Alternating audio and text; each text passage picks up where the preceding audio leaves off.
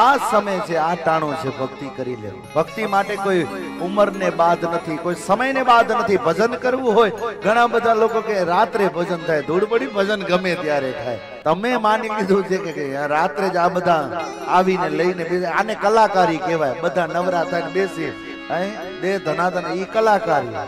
ભજન માટે તો કોઈ ટાણું નથી. જોયું કે ન જોયું, મેં તો ટાણું કે કટાણું હરીની હાટડીએ મારે કાયમ હટાણું.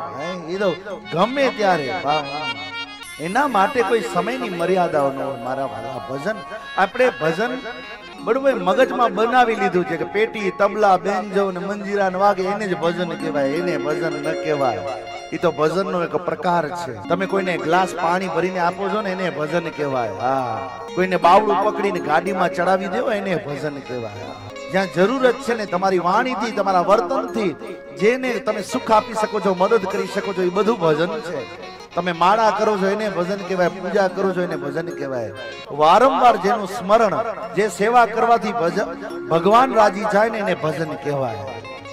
જો સેવા કરવાથી, પછી સેવા ગમે તે પ્રકારના, આ સ્ટેજ ઉપર કઈ સેવાઓ થોડી થાય છે, એ કલાકાર થાય. ભજન તો આખી અલગ ભજનની ભૂખ હોય.